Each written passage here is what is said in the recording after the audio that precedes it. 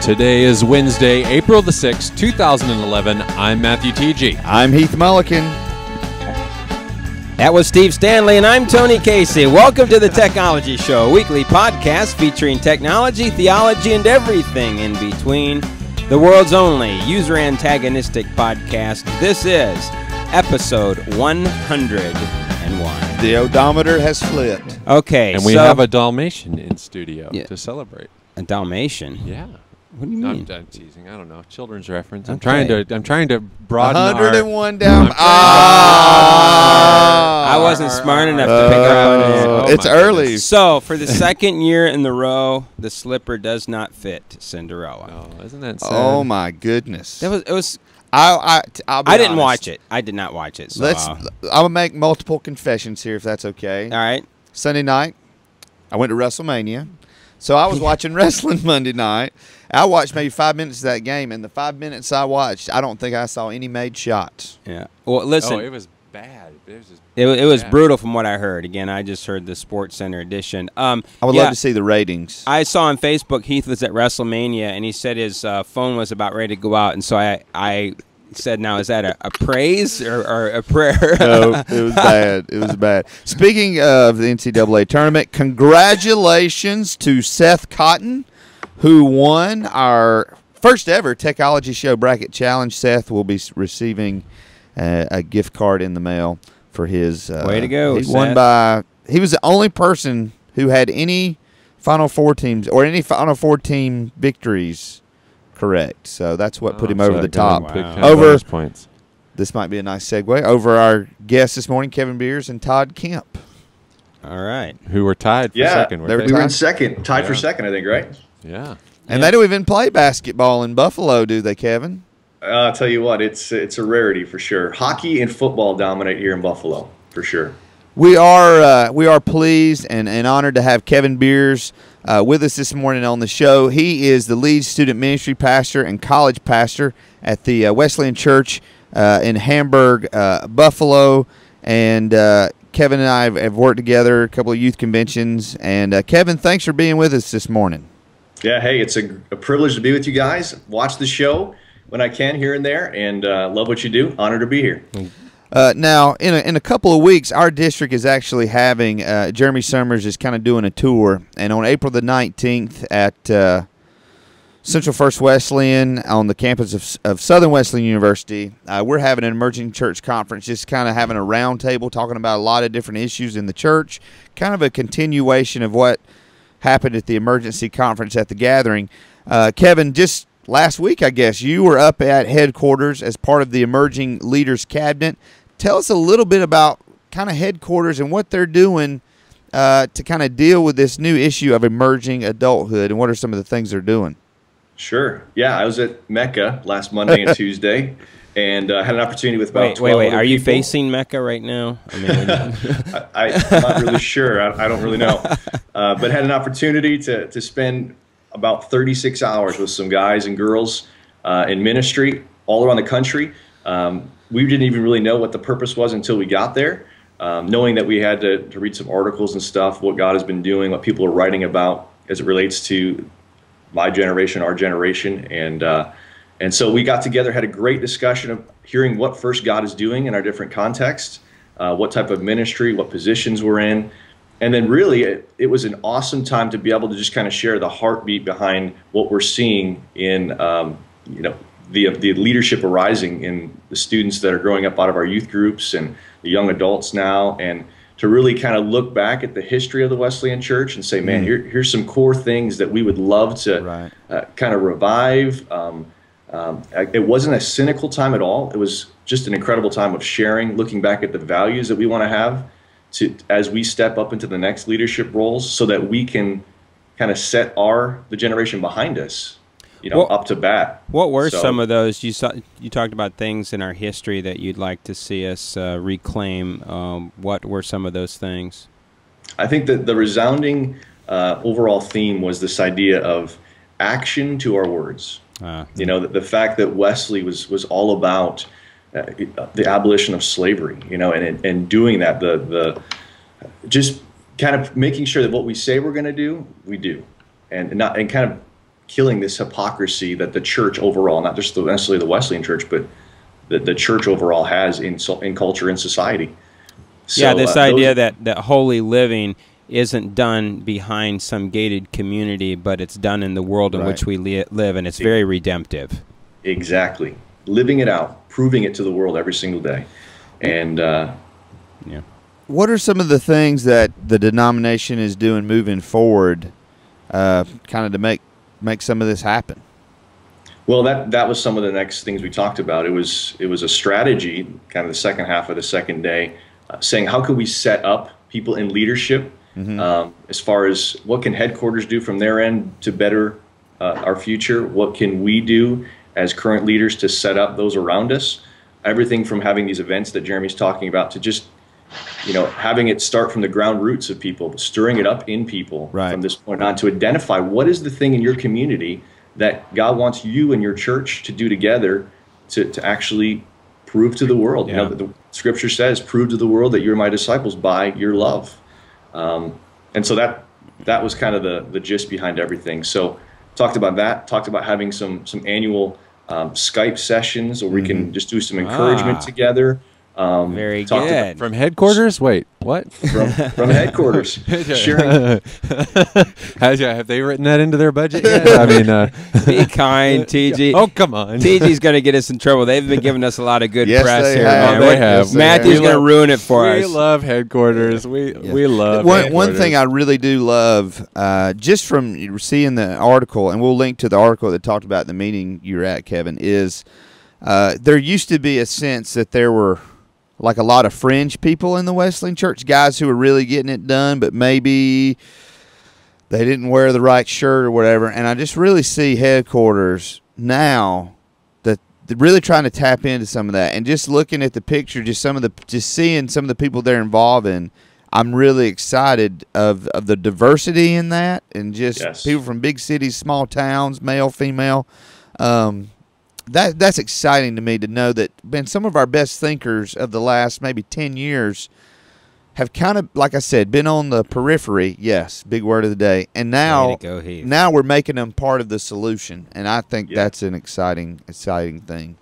Well, didn't we see that at the gathering as well? Yes, definitely so. Definitely so. Especially and many of the people, matter of fact, maybe all the people on the forum, the round table at the conference, at the gathering, are on this team, I would think. You had Thad Spring, I think Julie Collins, Chris Vernon, Matthew DePrez, people like that. And, those are some great young leaders. Now, Kevin, in your context and in your church, what are some things that your church has done to help kids kind of transition out of youth ministry into young adulthood? And what are some things your college ministry especially has done to help them make that transition? Yeah, great question. Before I answer that, I want to say one more thing in relation to what we just talked about. Yeah. I think the most encouraging thing from the whole time together was just hearing where the church is at right now was super, super encouraging. Just hearing the stories that God is moving, that he's rising up and continues to rise up generation after generation of people that are in love with him and want to tell the world. And so it was just super encouraging to hear the stories. I think that was the biggest thing, is knowing that we're all part of this story and that God is weaving us together for this time, for this place, and just super encouraging. But as far as what your last question there, I've had the privilege to be on staff at the Wesleyan Church of Hamburg for the last 6 years, and I was actually pastoring at a church down the street, about 15 minutes away, and the leadership and I, we worked together with different camps.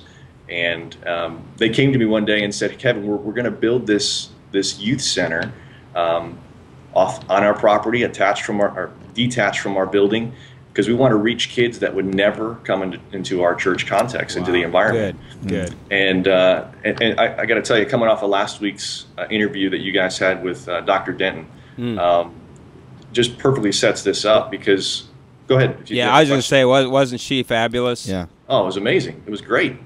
And a lot of the research that she found is, that students are engaged in the faith still, and obviously attached to their parents. And And we've been studying and learning this, and Hamburg Wesleyan did research on this, and even interviewed people in schools, high school, middle school students, college-age students. And one of the discoveries was it was in our area in particular, in the north, in the western part of New York, in the Northeast, we have a lot of disgruntled Catholics who tried church, and they're like, they grew up in it. They're very religious, but relationship has nothing to do with it. Wow. And so that was this wall that we couldn't overcome. And you'd invite students, and it was like they just said, well, no, I tried Jesus. Almost like a product. I tried Jesus, and they assumed that church was what Christ was about, who God was, and didn't want anything to do with it. So they had this incredible just mission over the last 5 years, 6 years now at Hamburg, where they were strategic, saying, hey, locally in the community, this is what we want to do. In our city, and the west side of Buffalo, which the whole movement in our denomination, now that they showed at the gathering, that's one of those things, the city of Buffalo, the urban church planning and growing up in that. And then in Africa, in Zambia and Congo, this huge movement for our body to say, let's prove to the world, let's love the world like we never have before. And so they built this incredible youth center, 26,000 square feet. Wow. And worked with the community in building it. Actually brought community to the table and said, we want to build this for you. Wow. How can we bless you? What do you need? Missional. And it was amazing. And so all this is going on behind the scenes in my life. I had no idea. And we worked together, and so they kept on saying, Kev, what would you put in it? Or, this is what we're doing. How can we program for it and different things? And right before it opened, they actually gave me a job description to say, would you come direct it? And I have a technical background and worked in radio for 1.5 years before I went into full-time ministry as a pastor. And so I knew a lot of stuff about audio, visual, and sound and lighting, and came in and helped build the teams for that. And it's just been unbelievable. And we've had as many, if not more, events with the community as we've done ourselves. Wow.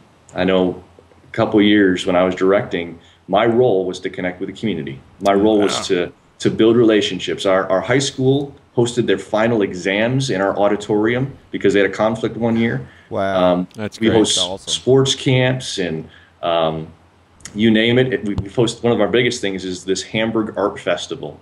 Oh my word. How about it? 15 middle school and high schools from all over the area, because we have a bunch of schools around us, come together and share their art, whether it's paintings or sculptures, jazz bands, or you name it, going all on in this facility. And we had over 4,000 people this last year come through in 5 hours, grandparents, parents. Wow.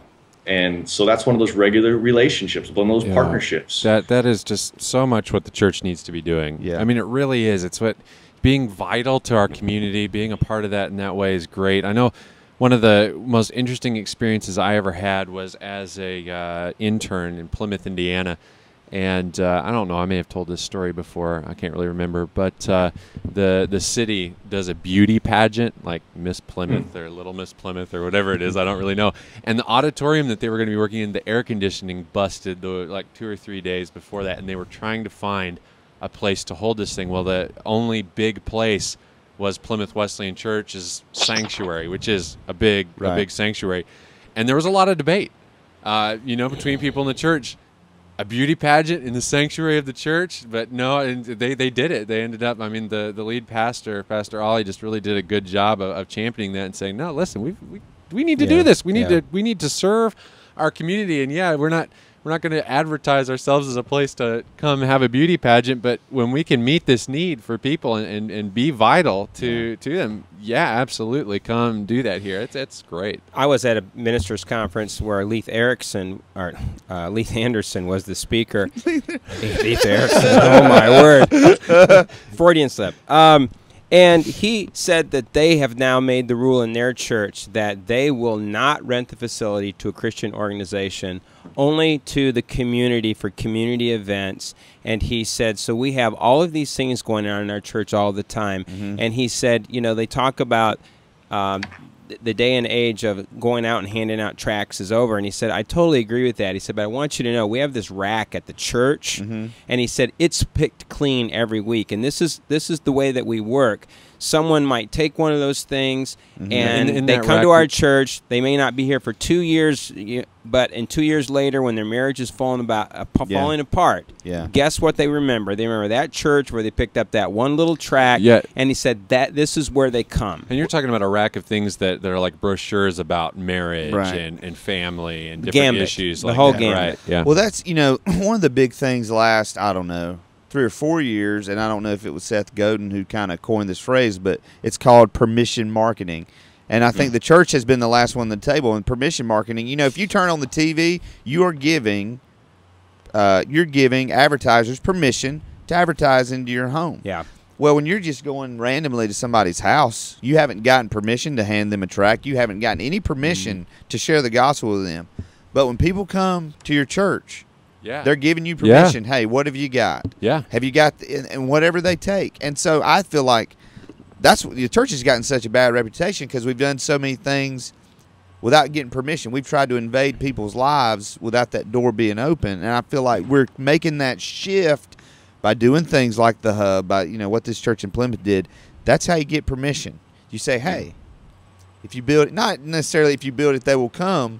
But we're going to build it, and we're going to invite you to come. If you build it not for yourselves. Yes. But in this case, and Kevin, what I love is, again, if I understand you correctly, this community center was built for the community. That was the whole idea and the vision and the mission of this thing.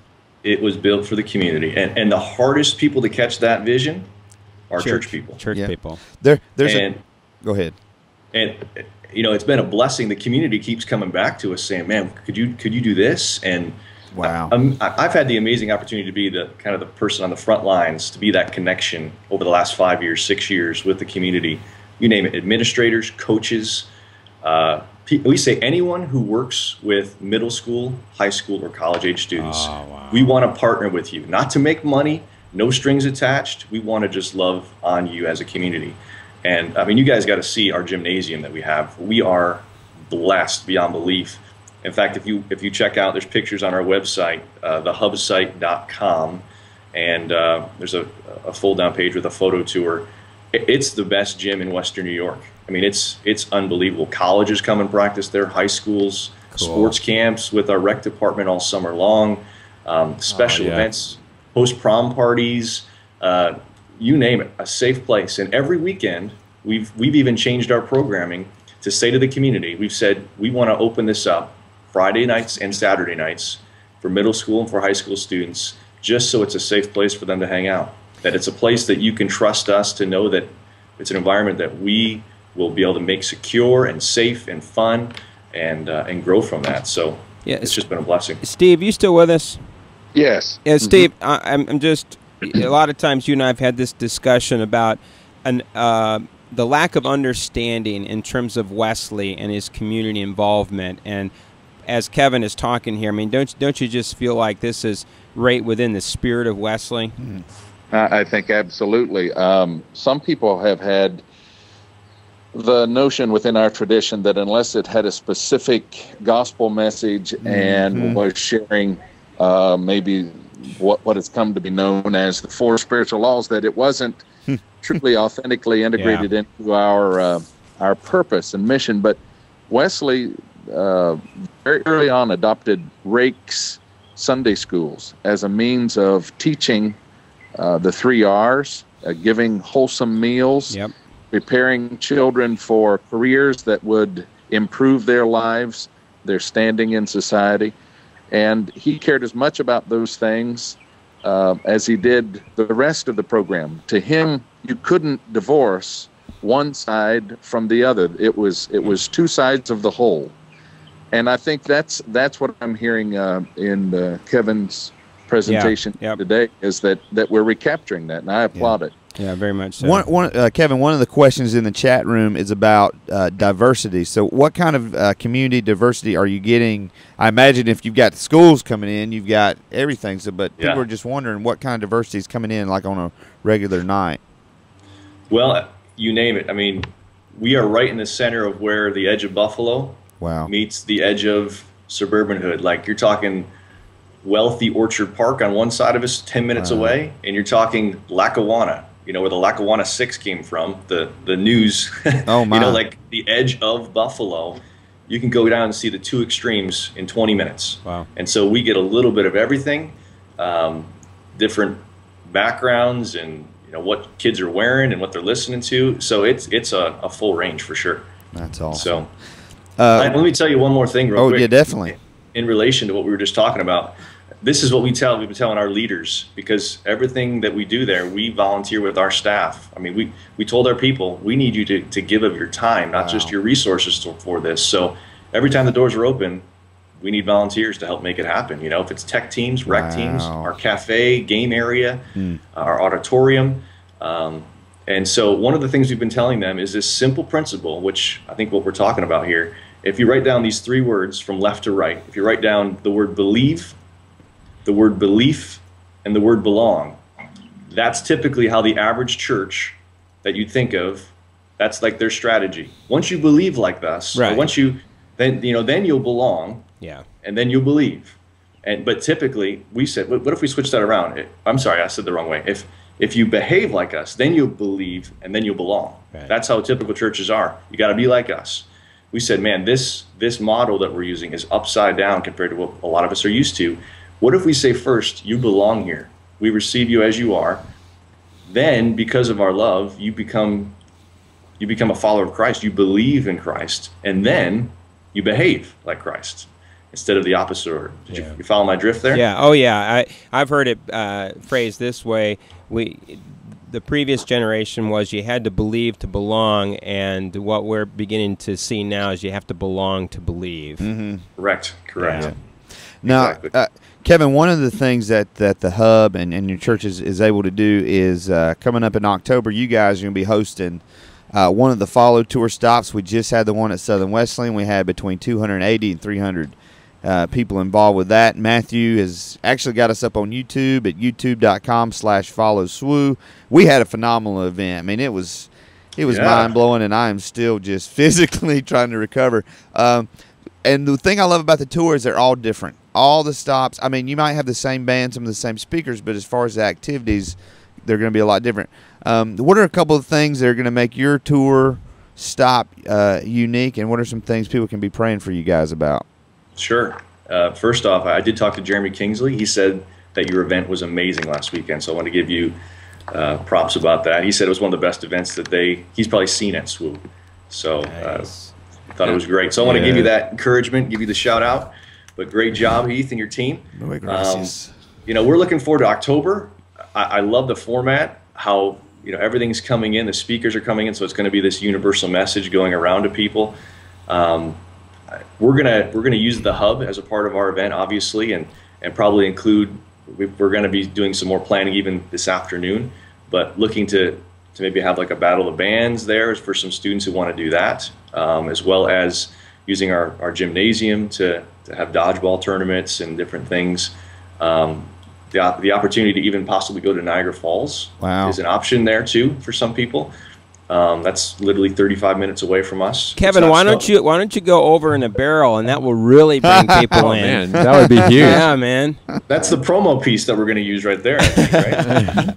or high wire, walk across. Or better exactly. yet, they need you there, so why don't we send Heath over the barrel? That could be the draw, but you could MC the event. There you go. I'll do it. So we're just excited to have Jeremy come in and Atlantic be there, and I think it's just going to be great. I think it's wise what they've done, moving to these different sites that we already own instead of having students travel during a difficult time of the year. That's often a hindrance, and the expenses go up usually. And I don't know about you guys, but in the Northeast in the past, with just the whole labor unions and the cost of paying them from the other side is ridiculous. So we're going to be saving a lot of money that we can put back into the program itself and back into the students and back into resources. So well, we're excited about it. Yeah, the SWU event, I mean, the registration for that was what, Heath? I mean, it was low. For the what now? For the SWU event? I mean, what did students have to pay to come to that? Oh, $25. Yeah, I mean. And that didn't even cover the cost of the food. So I mean, that was one of the draws. People came. We gave away a bunch of stuff, and it was great, man. I mean, it was one of the best things I've ever been involved with.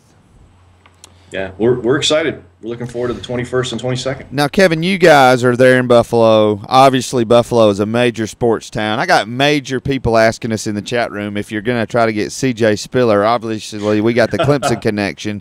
He didn't do a whole lot for the Bills last year.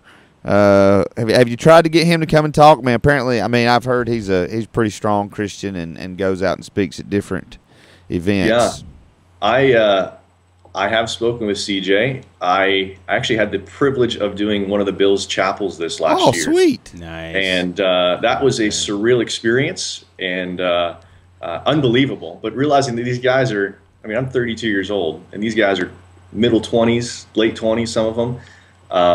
But had a chance to share with them and had a great connection with Jarris Byrd, the Rookie of the Year last year. Oh, yeah. 2 years ago now. And he actually came to the hub, and we had a conversation just about his vision for the city. Loves Buffalo. Wow. But there are a ton of strong Christians on the Bills, followers of Christ that we have a connection with. The chaplain of the Bills actually goes to our church, and Nice. just a great friend of my dad's even. And so God is moving, and he's putting people of influence in different places. And the crazy thing is, this is the age group that I work with, and so to be able to meet with these guys and encourage them. Yeah. You know, they're just like us, except some of them are a lot more lonely in a lot of cases, just because they don't really have people they can go to that often that don't want something from them. So, Kevin, we need to give you a heads up. One of the guests we're going to have here in the future is a guy named Zach Woodfin. He just signed a contract with Green Bay as one of the assistant conditioning coaches there, strength coaches, and he was part of a ministry before he went to Green Bay where they would actually bring college players that were getting ready for the combine to try to somehow get them ready for the transition that was going to happen and the changes in life once they signed an NFL contract, and to try to deal with character issues and stuff like that. He's a strong Christian, and there may be some insights there. And may actually be a connection that you could benefit from, because I think his heart's in the same place, Cool. Well, that's awesome. We're also finding out that one of our longtime listeners and chatters, Marcy Burke, that the Bills chaplain actually married her and her husband. Really? Crazy. We're finding that out in the chat room. So Marcy just names drops She all does. the time. She said she has a what was it, sister-in-law or something, or sister that goes to Kevin's church. Yes, I I can't remember what it was. don't know. Something like Somebody. Somebody. All right. Well, listen, Kevin, this has been great, man. We appreciate it. Now we want you to hang with us for the rest of the show. Sure. And this is a free for all in the Donnybrook, so join right in there with us. Sometime I'd love to talk with you guys too about what I'm doing with college in relation as well. We can do that for another time, but oh man, it'd be very interesting. Well, we got dates open on the schedule. We'll make yeah, that right. yeah. No, it really would, because that is a challenging ministry in the church. It is. Yeah, we'll just after the show today, we're just gonna get you right back on the calendar. All right. Okay, you got it. Yeah. All right. Let's move along here.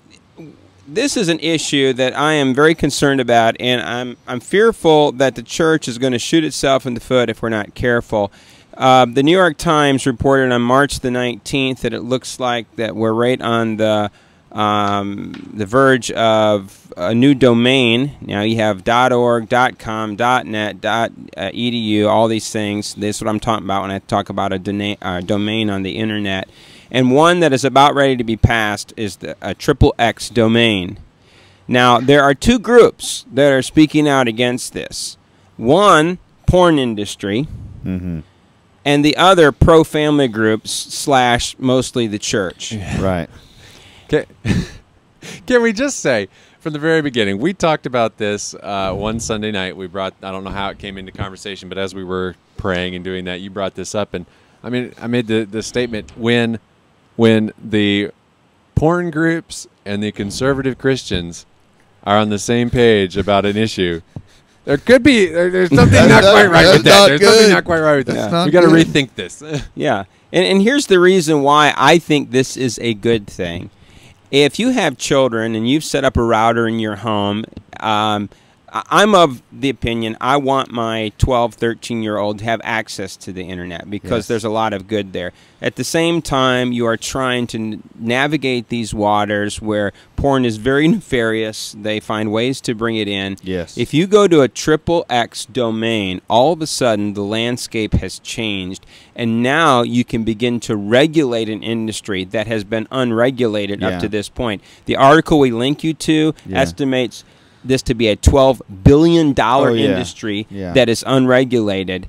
If you go to a XXX domain, now what you can do is legislate to say if you are peddling in adult materials, you have to go to a XXX domain. This is why the porn industry is against it. Yeah. And this is why I am for it. So why are some family and conservative groups against it? I think that's the next question that we need. I have no idea, because to me, it's almost like they're going to give you this huge warning sign to your family. This is not a good site. There's no sneaking around it.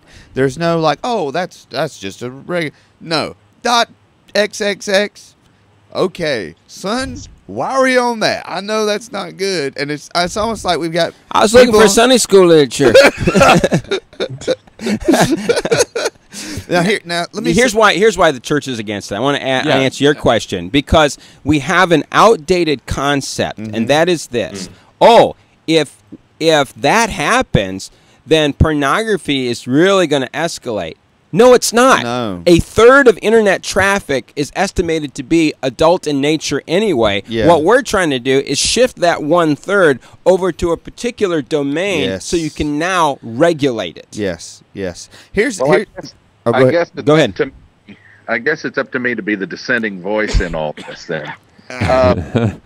And being old school won't help me here, because most of my old school mates will be on the other side of the issue.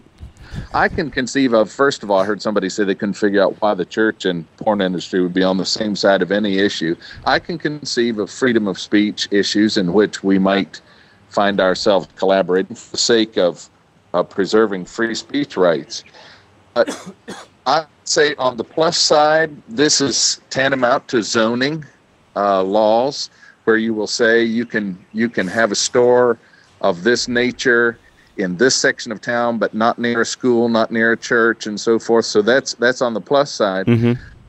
Those on the other side of this issue would say, I'm imagining now, I haven't read much on this, that the Christians are saying, well, we're legitimizing the porn industry by giving them their own district, and it'll be so much easier for kids to find this stuff. I don't know. Gracious.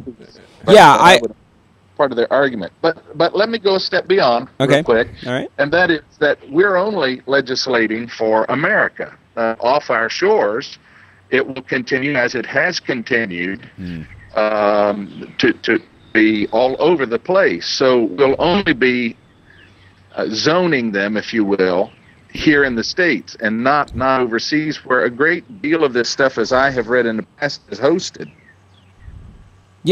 Yeah, you're right, Steve. Now, this is what I say, though. If you've ever got into these debates on a community-wide level, so your local library, and the local library will argue not to really clamp down on filters because of the free speech issue, and if you clamp down on this restrictively, you're going to also shut out some of the good with the bad.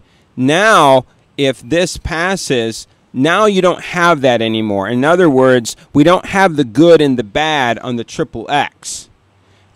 We've got adult literature. I mean, we have adult content. We know it's adult content. We've already flagged it as such. Now, filtering takes a whole different nature, if you will. I mean, does that make sense, Steve? I do understand what you're saying, but my point is, you're still going to have .coms and .this, .that off our shores that utilize the same framework that is in place right now, which is that porn can be found virtually anywhere and under any name or guise.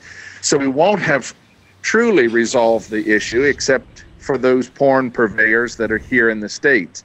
I'm not arguing in favor Sure. of eliminating this XXX. I think that there are advantages to it, obviously. I'm just simply saying I don't think it's the cure-all either. And it doesn't put us where we want to be in terms of reaching to the root of the problem. Oh, I agree with that. Yeah, okay. I would never argue different than that. Here's what I'm hoping happens through all this. You look at some of the technology advances over the last 10, 15 years, even going back to the VHS tape. You know where a lot of those technological advances came from? The porn industry. Yes. The porn industry saw a new way to make money, and they literally changed the way they did business, and it has changed the landscape of everything. Here's the sad part. Sad part is it used to be the church doing all that. The church used to be the leader in science, education, technology. The church used to do all that. And I would like to see us get back to that instead of, I join you in that wholeheartedly. I think perhaps the best weapon against porn and kids being drawn into it is exactly what Kevin Beers and the church there are doing to engage young people in life and let them see how life can be. Wow. Yeah. That's a good point. Let me just parlay this into the next story, and that is that we've looked at pornography as almost a problem among men, and recent research is showing that this is a growing problem among women. And what we've linked you to is a podcast that was done, and it's Dr. Julie Slattery and Joanne Condi, who's a counselor, and Dr. Julie Slattery is a licensed psychologist, and they're talking about how this is showing up more and more in their counseling sessions. And now, this is a bit secretive, but they're estimating percentage-wise anywhere from 10 at the low to 30% of women are now viewing pornography. Wow. And my reaction to this right away is the church is struggling to help men with this issue. They're nowhere ready. Oh, no, not at all. Not at all. I remember 15 years ago, approximately, I heard Dr. James Dobson make a statement on the Focus on the Family program where he said that pornography was almost exclusively a male issue. He said, really, if women are involved, they're only involved because their husbands have involved them. And I reacted against it instantaneously because it wasn't true with what I was experiencing in Florida at the time in pastoral ministry. It wasn't accurate, an accurate reflection of what I was experiencing in counseling and in family issues. So I think this has been a dirty little secret that all sin is pervasive and seductive, and it can attack us. This is one of the reasons why we're warned in Scripture that if we think we're standing, we daren't look down on someone else, because our own feet can slip out from under us. We must be vigilant. There is no sin to which we cannot fall if we resist the grace we are given. Yeah. What's disturbing in this podcast, Joanne Condi, the counselor, is asked by Julie Slattery, why is this becoming an escalating issue with women, especially since we have been told, and there's been a lot of good research that says men are more visually oriented, and so this is why it's a problem. If women aren't visually oriented, why is this beginning to escalate? And Joanne said that one of the things you have to understand is there's sound research that says that what pornography does is it literally remaps the brain.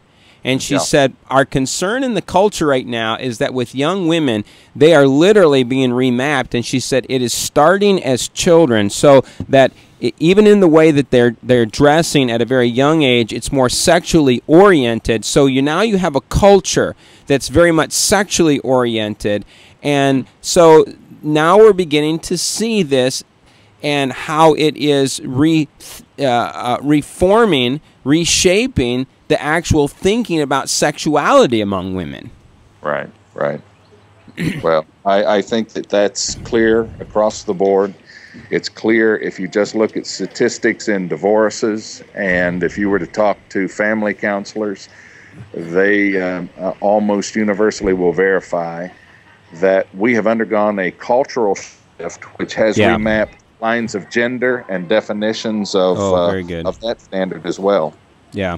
Well, Stephen, you and I talked this morning on the phone a little bit about this issue. I mean, you're the one that alerted me to this podcast, and so I listened to it. And I said to you that I think that the Wesleyan Church is positioned in a way here that it can really begin to become part of the solution for this, because we affirm women in ministry.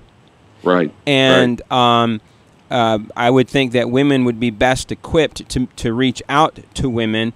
And I think that we have been, and I know I'm going to take some heat for this, but I'm going to say it. We have been so overboard on interaction of men, pastors, with women. I mean, there's one pastor who says, if I'm in a public place and the elevator opens and there's a woman on the elevator, I'm not going in. I'll wait for the next ride up. And I think that we've gone overboard with that.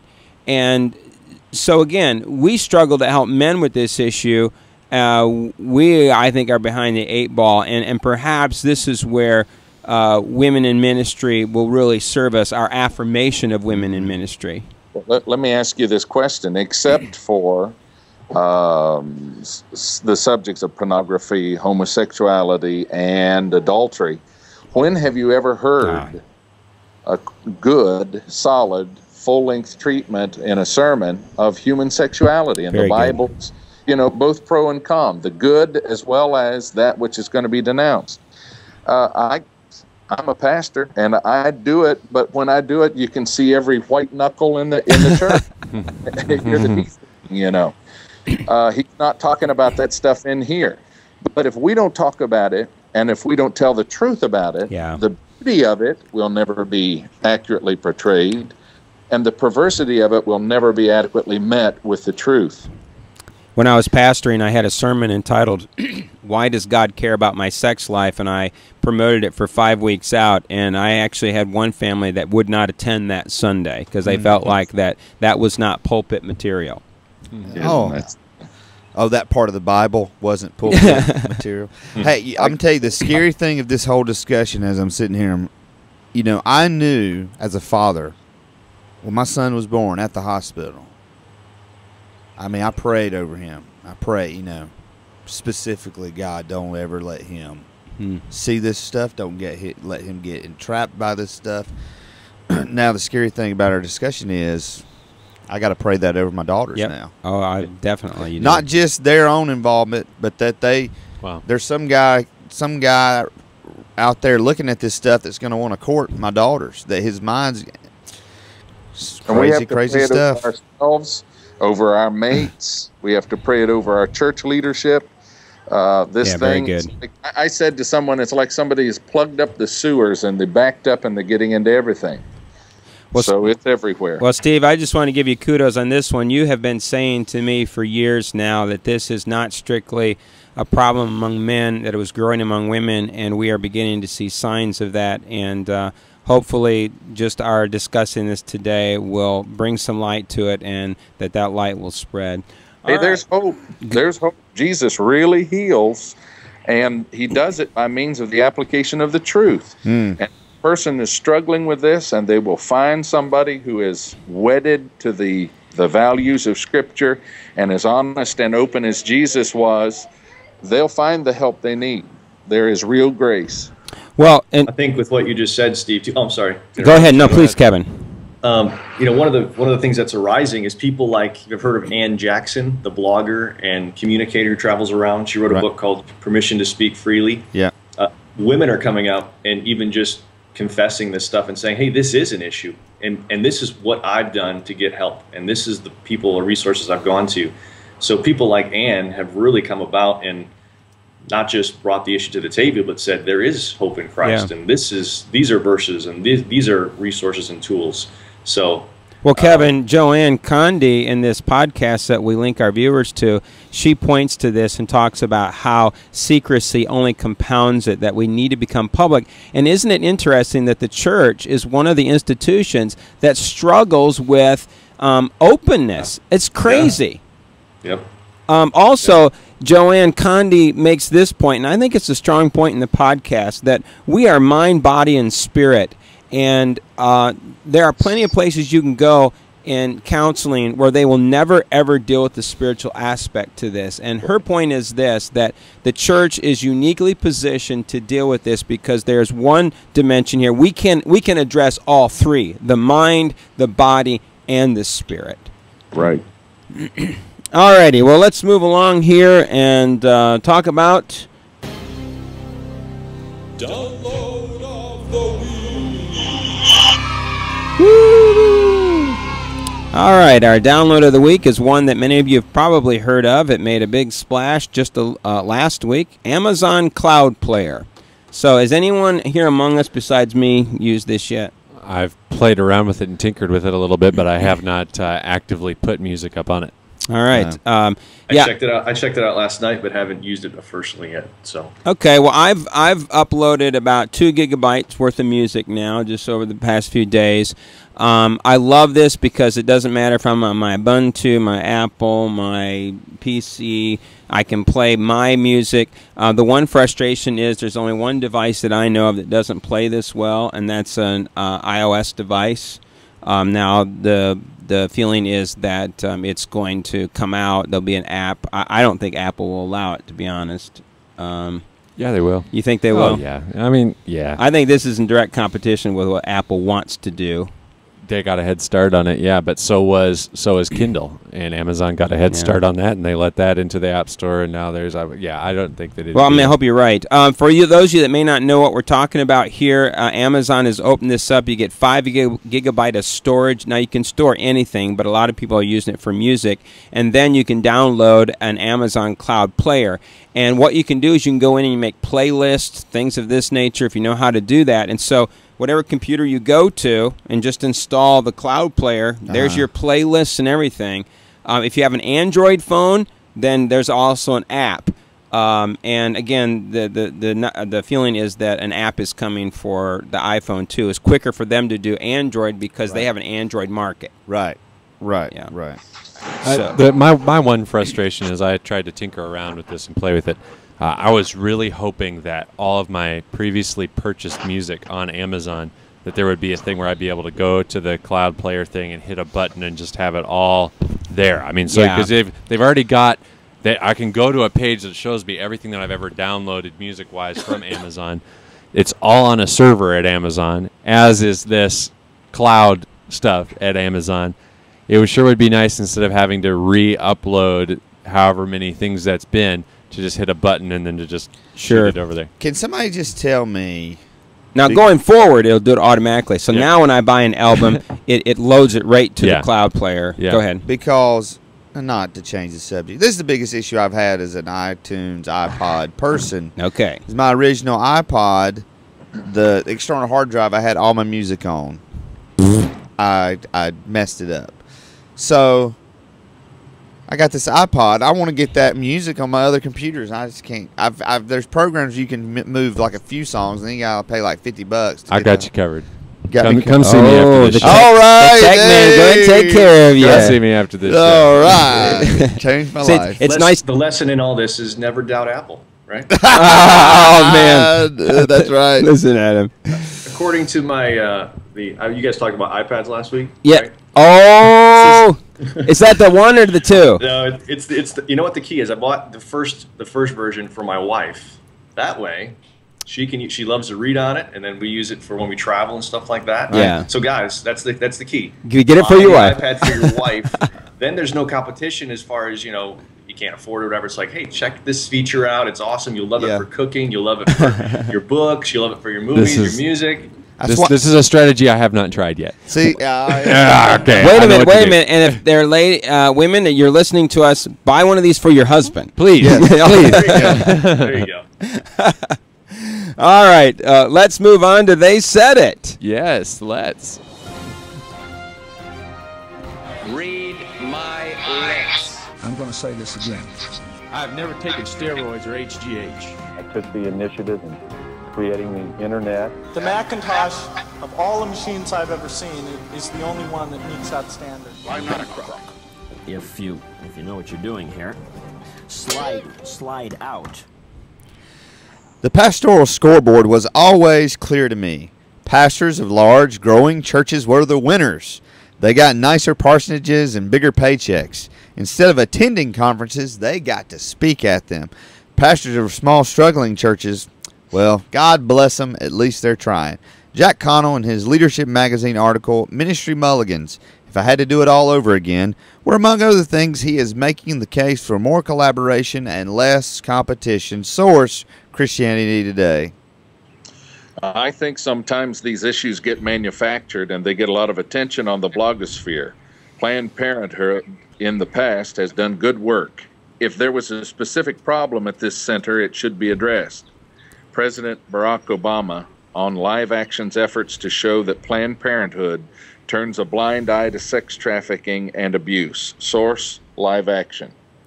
Symantec has published its annual Internet Security Threat Report, and it makes for dismal reading. The malware situation is getting worse, much worse, especially if you're trolling for porn. Peter Bright, writing for Ars Technica. Source, Ars Technica. I made it clear to the kids in the room today that the integrity of the NFL is critical, and we need to make sure we're doing everything possible to have the best drug program in sports. Making changes to our program is critical, and we've done that over the years. We need to do more, including the inclusion of HGH testing. NFL Commissioner Roger Goodell saying that the National Football League would be taking the threat of human growth hormones seriously. Source, ESPN. So this live action story that President Barack Obama spoke about, I don't know if you're following this, but there's been quite a bit of upheaval. First, you have Abby Johnson. She formerly worked for Planned Parenthood, and she, when she came over to live action, said that her experience was that there was corruption with Planned Parenthood, and that one of the things that they turned a blind eye to was sex trafficking. And so what you have here is that they would actually give contraceptives to a known pimp who's got these women and they're here illegally for the purpose of sex trafficking. And then that's followed up with another link that we give you where Planned Parenthood establishment was caught on tape doing exactly that.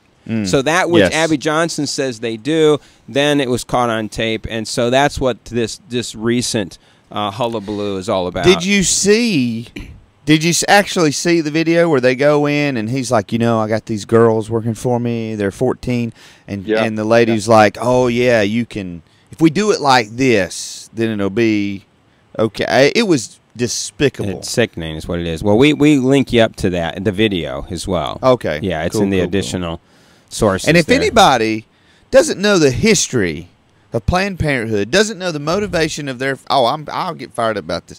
Doesn't know the motivation of their founder, and her mission is coming true. We talked about the statistics in New York City, the number of abortions, the number of those abortions that are African American babies. That's why she started Planned Parenthood.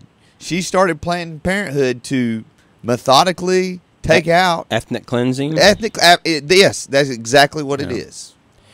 I do think that we have to be a little bit careful here when it comes to Planned Parenthood in this respect, that we, in the church, evangelical church, very negative against Planned Parenthood with good reason, but the church has a responsibility to reach out in communities and where there's deprivation and things of this nature. And I think that the church has to do a little bit of repenting here, because there are times that we have fallen flat on our face as far as this is concerned. So we do have to be a redemptive agent when it comes to issues like this. We can't just damn the darkness. We've got to offer some light. Now, what about this Ministry Mulligans? That's got to be the best article title of all time. Yeah, Steve, you put us onto this one. This was a great article, Steve. Oh, I think so. I think it will resonate with any pastor that's been doing it for between 20 and 35, 40 years. There are a lot of things we wish we could go back and redo. I don't know. We ought to cut ourselves some slack. We have pastored in one of the most rapidly changing environments of any ministerial generation. The expectations have escalated. They have scattered. Used to be a nice, neat bundle of expectations. You were going to preach well. You were going to visit well. Yeah. And you were going to be treated well. You were going to be respected for it. You had both social and religious and professional cred. And that's not true anymore unless it's granted individually for individual effort. You have to work hard to verify your bona fides. And most preachers happen to be human. I know there's a couple of them happen to be human, and they're going to make mistakes. They're going to step in it every now and then. And people tend not anymore to cut them as much slack as they used to because of some of the big names that have been charlatans and and scammers.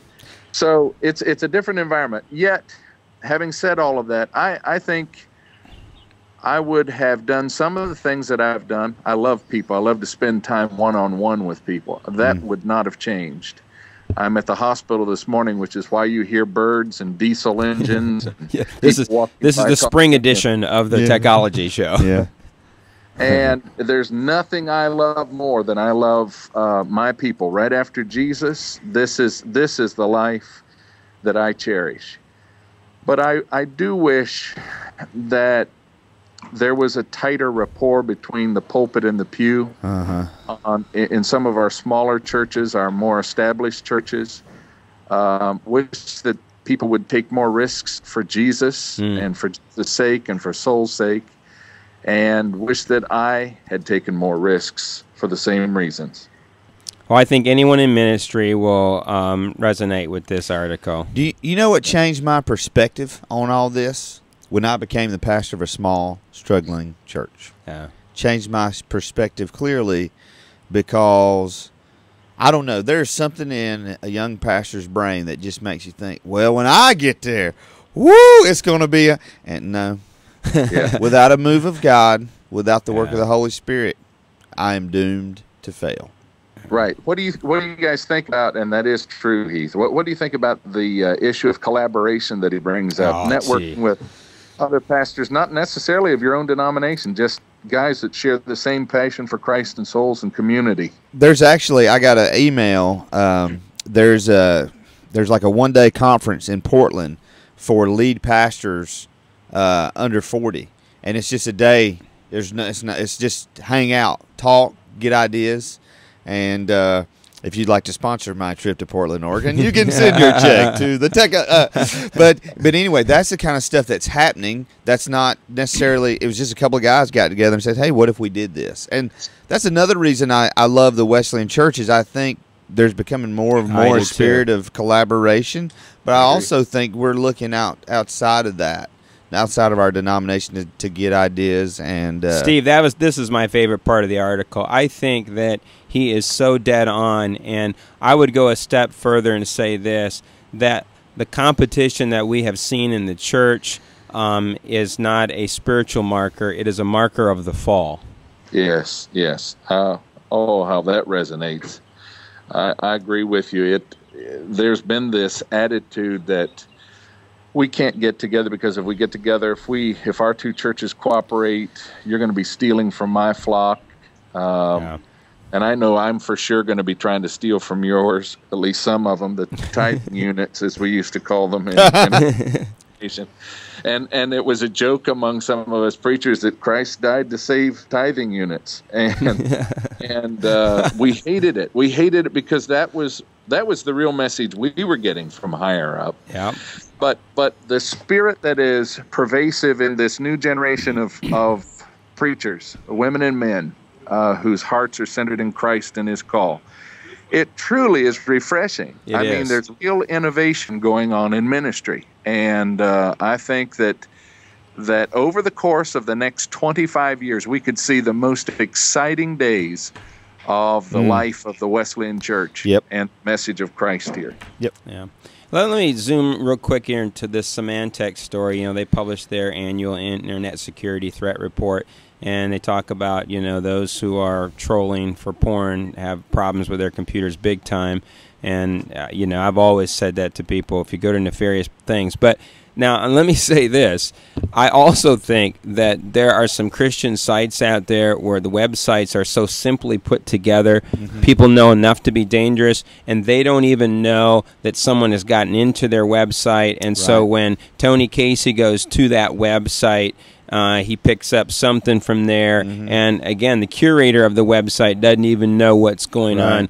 So unfortunately, I'm beginning to think that some of these poorly curated Christian websites. Yeah, but we have an answer for that, and his name's Cody Thomas. You can hire him by going to CodyLThomas.com. That's right. And if you've got a poorly put together website, he can help you out. Yes, very much so. Yeah, good plug. Good plug there. All right, and Heath, aren't you glad that Goodell is taking this HGH seriously? Well, are they going to have any players to test? Are they going to have any players to test? I mean, I believe that they're going to be playing this year. Whoa! Source. Oh, Kevin is out on the limb here. In case they aren't, I've begun training and saying my prayers and eating my vitamins, and I'll be at the Carolina Panthers facility trying out for third-string punter. And I remember the year of the Scabs, and it was the most exciting NFL season I ever remember. I loved the year of the Scabs, and so part of me hopes that they hold out and that the owners get really obstinate and that they hire Scabs again. I'm gonna tell you, I loved that year. The only bad thing about that, if you're in a fantasy football league, your starting running back's going to be a part-time truck driver from Poughkeepsie, New York. What do you do? Yeah. Was I alive that year? What year was that? That was 86. Oh, I was 1. That would be. I think that would be why I don't remember it. That was, to me, that was the funnest football. And here's what I liked about it. I'm serious about this. You know what? The only guys you had on the field were guys who were passionate about playing football. They didn't have big contracts. They couldn't afford to have big egos. Many of them knew that when this was over, their NFL career was over. For some of them, it was going to be a shot. For most, it wasn't. They were going to go back to driving their truck or stocking groceries or whatever they were doing. And it was great to see these guys just passionate out there, just playing football. I loved it. What was I've had to put up with this sports talk, and I've been inoculated against the sports virus. Yeah. I know nothing about it. But last night I was on YouTube and I came across a sport I think I'm going to be golden in, and that's the sport. If you go there, just type staring championship. What did he say? Staring championship. Oh my goodness. Championship. It's truly a beautiful sport. You don't have to break out in a sweat. There's no special spring season training or anything like that. And I think I'm gonna play for a team professionally. Well, listen, what we could do, Steve, is why don't we, for your training, I think that there are a few maybe vice chairmen that would need to be, someone needs to stare them down. So what we'll do is for training, we'll bring them to you. I got a good training method for that. Okay. Have you ever seen the TV show Hoarders? Yes. Okay, well, there's this one guy who hoarded rats, and he was talking about how when you go to sleep in his room at night, the rats would be thirsty and they'd come lick his eyes. Oh. That would wake him up from sleep. The rats? The rats. Yeah, would lick his eyeballs. Yeah, we watched it. That had trouble sleeping tonight because you call Matthew T.G. We'll have his number up on the website. Well, we just lost 20 permanent listeners. Yeah. I'm telling you, Steve, but you just try that out. Dry your eyes out. Let's hasten to our last story. All right, so do you guys need a good place to get married or some place where you can recommend a couple to get married? We've got it here. Taco Bell in Normal, Illinois. Which is ironic. Because it doesn't sound normal, right? Yeah. Here's what it says. This couple got married at Taco Bell, and Paul Brooks says this: it's appropriate. It's an offbeat relationship, and we figured that would be an offbeat place. Yeah, I guess that so. is laying framework and foundation for a great marriage. The right couple there. shared the same last name before marriage, but are not related. Are you sure?